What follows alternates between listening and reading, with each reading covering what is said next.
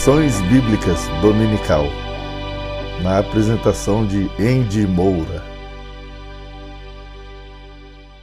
Graça e paz a todos, estamos iniciando aqui no canal mais um podcast, Lições Bíblicas Dominical, Atos dos Apóstolos, até aos confins da terra. A lição que vamos estudar hoje é a lição de número 8, que tem o seguinte título: Quando a Igreja de Cristo é perseguida. Esta lição foi estudada no dia 20 de fevereiro de 2011 e tem os comentários de Claudionor Correia de Andrade. Mas antes da gente iniciar o estudo de hoje, queremos pedir uma força aqui no canal. Você que tem gostado e tem sido abençoado com os estudos da Palavra de Deus que colocamos aqui todo domingo, então não perca tempo e se inscreva agora no canal e acione o sininho em todas as notificações, para que quando colocarmos um conteúdo novo no ar, você possa conferir em primeira mão. Também deixe o seu gostei, porque somente desta forma você estará nos ajudando a espalhar esse conteúdo para mais pessoas. E compartilhe o link deste vídeo com seus amigos e conhecidos nas suas redes sociais. Tendo feito isso, vamos iniciar a aula de hoje. Então, pegue um lápis, um papel e uma caneta para que você possa anotar pontos importantes desse estudo. E o texto áureo diz assim: Bem-aventurados sois vós, quando vos injuriarem e perseguirem, e mentindo, disserem todo mal contra vós por minha causa. Mateus capítulo 5 e o versículo 11. Verdade prática.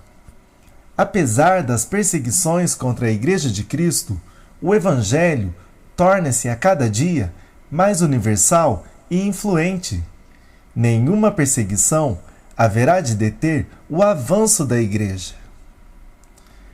A leitura bíblica em classe se encontra no livro de Atos, no capítulo 8, do primeiro versículo até o versículo 8, que diz assim: E também Saulo consentiu na morte dele, e fez-se naquele dia uma grande perseguição contra a igreja que estava em Jerusalém, e todos foram dispersos pelas terras da Judéia e da Samaria, exceto os apóstolos.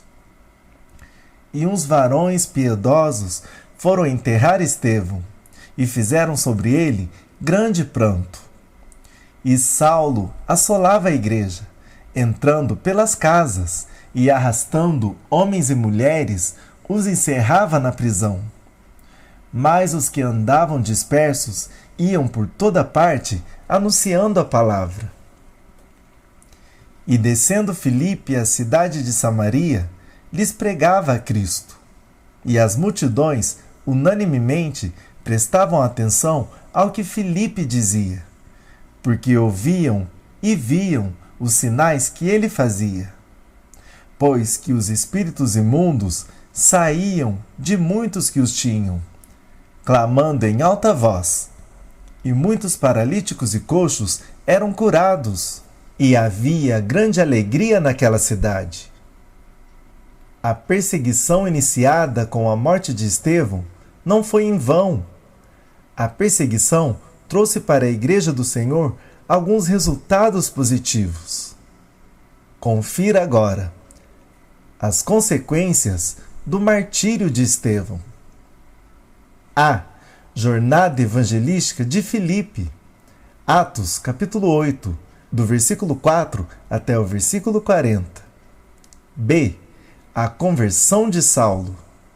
Atos capítulo 9, do primeiro versículo até o versículo 30. C. A viagem missionária de Pedro. Atos, capítulo 9 e o versículo 32. Capítulo 11 e o versículo 18. E D. A função da igreja em Antioquia da Síria. Atos, capítulo 11 e o versículo 19. Introdução. Palavra-chave: perseguição. Tratamento injusto e cruel, infligido aos cristãos da igreja primitiva. Semeado em Jerusalém, o sangue de Estevão frutifica a vocação universal da Igreja de Cristo. O que parecia mais uma seita judaica extrapola as fronteiras de Israel como reino para conquistar o império. Nesse processo, Saulo de Tarso antagoniza um importante papel. Perseguindo, espalha a chama do Evangelho. Mais tarde, já converso e perseguido, leva esta mesma flama até aos extremos da terra. O martírio de Estevão não foi em vão. Mais tarde, testemunharia Tertuliano, 155 a 222, um dos mais importantes apologetas eclesiásticos. Quanto mais nos esmagardes, tanto mais cresceremos, que é semente o sangue dos cristãos. Neste momento, a Igreja de Cristo é perseguida em todo o mundo. Sim, persegue-nos não apenas física, mas cultural e institucionalmente. À semelhança dos cristãos primitivos, quanto mais tentam reprimir-nos localmente, mais universalmente nos espalhamos. Primeiro tópico: os efeitos da morte de Estevão. O teólogo inglês Matthew Henry, de 1662 a 1714, um dos maiores comentaristas das Sagradas Escrituras, escreve muito sábia e apropriadamente: algumas vezes Deus levanta muitos ministros fiéis sobre as cinzas de um deles. Haja vista o martírio de Estevão. Se aos olhos humanos era uma simples execução, à vista divina, aquela morte foi o caminho que conduziu muitos à vida, inclusive um homem fero e irreconciliável como Saulo de Tarso. Somente a história haveria de avaliar os efeitos do assassinato daquele justo. Em primeiro lugar, sobre Paulo. Como ouvir um discurso como o de Estevão e não curvar-se às evidências do Evangelho? Embora teimasse em não reconhecer a Jesus como o Messias de Israel, Saulo de Tarso não pôde ficar indiferente às palavras e ao martírio daquele santo. É o que depreendemos dessas palavras do próprio Senhor. Saulo, Saulo, por que me persegues? Dura coisa te é recalcitrar contra os agrilhões. Atos capítulo 26 e o versículo 14. Aliás, o mesmo Saulo o confessa. E quando o sangue de Estevão, tua testemunha, se derramava, também eu estava presente e consentia na sua morte e guardava as vestes dos que o matavam. Atos capítulo 22 e o versículo 20. A evangelização de Saulo teve início com o sermão de Estevão em Jerusalém, sendo complementada em Damasco por Ananias. Muito em breve o que localmente perseguira a igreja, universalmente haveria de expandi-la de Antioquia a Roma. Em segundo lugar, sobre a igreja. Com os termos da grande comissão a ecoar-lhes nos ouvidos, sabiam os santos apóstolos que a igreja não poderia circunscrever-se a Jerusalém. Mateus capítulo 28 e o versículo 19 e o 20. Mas, quando sair a Judéia, quando alcançar Samaria e quando atingir os mais distantes lugares da terra? Estando ainda estas perguntas por se responder, eis que o martírio de Estevão precipita a dispersão da igreja de Jerusalém. Ao relatar o evento, escreve Lucas: mas os que andavam dispersos iam por toda parte anunciando a palavra. Atos capítulo 8 e o versículo 4. Por conseguinte, quando aqueles piedosos varões puseram-se a sepultar o corpo de Estevão, não sabiam eles estarem, na verdade, semeando uma semente que de imediato multiplicar-se-ia dentro e fora dos termos de Jacó. Não foi exatamente isto o que ensinara o Senhor.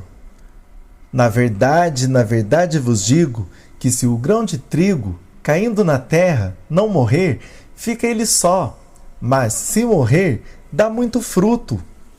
João, capítulo 12 e o versículo 24. Mais tarde confirmaria o doutíssimo Tertuliano as palavras do Cristo. O sangue dos mártires é a semente da igreja. As perseguições à igreja não ficaram no passado. Este sistema que jaz no maligno, tudo faz por sufocar a noiva do Cordeiro. Está você preparado a defender a sua fé? Morreria por amor a Cristo? Não podemos fugir a essa pergunta.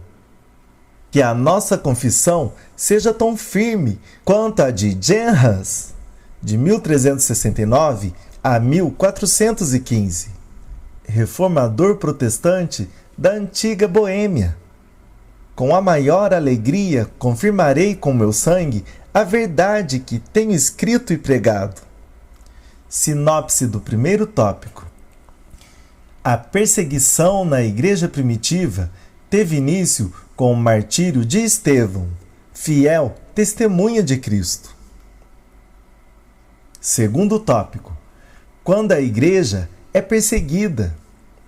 Quem ainda não leu o excelente livro Torturado por Amor a Cristo, escrito pelo pastor romeno Richard Wurmbrand, de 1909 a 2001, mostra-nos quanto a Igreja de Cristo sofreu nos países comunistas. Atrás da cortina de ferro eram os cristãos perseguidos física, cultural e institucionalmente. Em primeiro lugar, perseguição física. Neste exato momento, muitos são os missionários, pastores e leigos que, torturados e até mortos por causa da Santíssima Fé, fazem boa e ousada confissão ante ao verdugo. 1 Timóteo, capítulo 6, e o versículo 13. Se pudéssemos ouvir-lhes o clamor. Oremos por nossos irmãos na China, na Coreia do Norte, em Cuba e nos países muçulmanos.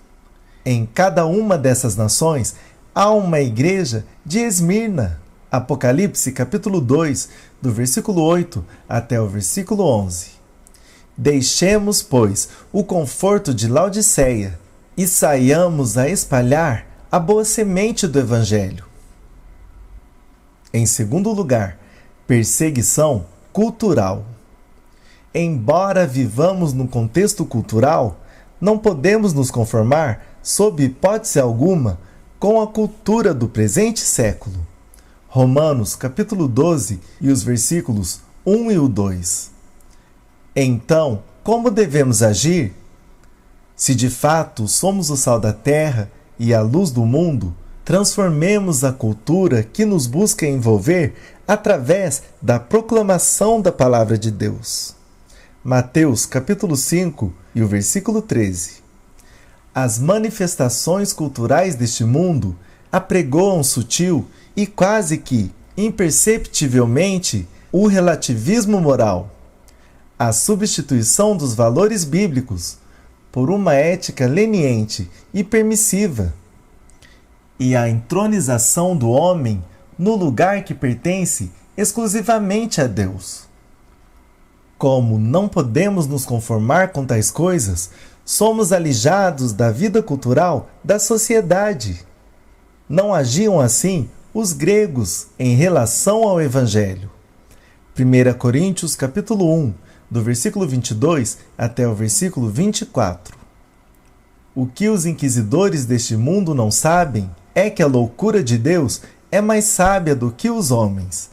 1 Coríntios capítulo 1 e o versículo 25. Em terceiro lugar, perseguição institucional. Os interesses do reino de Deus jamais se coaduarão com os deste mundo. Por isso, levantem-se alguns potentados, buscando amordaçar a Igreja de Cristo. Tentam eles, sob o apanágio de um humanitarismo falso e paratoso, impedi-la de protestar, por exemplo, contra o homossexualismo. Outros buscam descriminalizar práticas como o aborto e o uso de drogas. E outros ainda afadigam-se em varrer das escolas qualquer vestígio do criacionismo bíblico. Diante de todos esses ataques institucionais, lembremo-nos da exortação do pastor batista norte-americano William Massey Plumer, de 1759 a 1850. Alerta-nos ele: perseguição não é novidade. A ofensa da cruz jamais cessará. Sinopse do segundo tópico. A Igreja de Cristo tem sido perseguida ao longo dos tempos, porém a noiva do Cordeiro segue vitoriosa. Terceiro tópico. Como enfrentar a perseguição? Assim devemos, portanto, enfrentar a perseguição. Em primeiro lugar, evangelizando e fazendo missões. Se bem atentarmos, constataremos: a Igreja só começou a evangelizar e a fazer missões depois da perseguição que lhe moveram as autoridades judaicas, após a morte de Estevão. Atos capítulo 8 e os versículos 4 e os 5. Capítulo 13, do versículo 1 até o versículo 3. O que estamos esperando? É hora de atravessarmos as fronteiras com o Evangelho de Cristo. Em segundo lugar, apresentando uma apologia de nossa fé. Contra a perseguição cultural e institucional, a recomendação de Pedro é clara e urgente. Antes, santificai a Cristo como Senhor em vosso coração, estando sempre preparados para responder a todo aquele que vos pedir razão da esperança que há em vós. 1 Pedro capítulo 3 e o versículo 15. Na versão da Bíblia, Almeida Revista Atualizada. Em terceiro lugar, conservando nossa identidade como povo de Deus. Somos perseguidos porque somos um povo especial, zeloso e de boas obras. Tito, capítulo 2 e o versículo 14. Enfim, representamos tudo que o mundo odeia. Nós, luz, eles ainda em trevas. Porfiemos por uma vida santa e justa. Sinopse do terceiro tópico. A Igreja deve enfrentar a perseguição evangelizando, fazendo missões, apresentando uma apologia da fé e conservando a identidade como povo de Deus. Conclusão. O diabo tudo fez por matar a Igreja em seu nascedouro. O que ele não sabia ou fingiu esquecer é que as portas do inferno jamais prevalecerão contra a Igreja de Cristo. O diabo não pôde emudecer a Filipe, nem a Paulo. Como diria o teólogo A.W. Tozer, de 1897 a 1963, o fogo de Deus não pôde ser apagado pelas águas da perseguição dos homens. E assim finalizamos mais um podcast, Atos dos Apóstolos, até aos confins da terra. Agradecemos pela sua audiência e contamos com você numa próxima edição. Que Deus vos abençoe.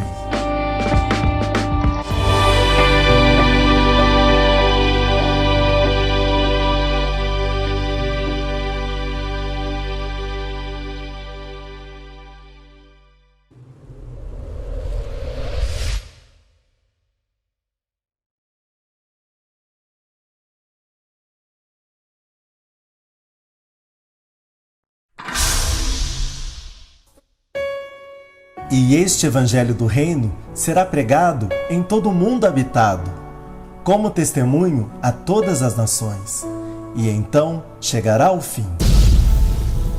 AM RL3, o canal da família cristã.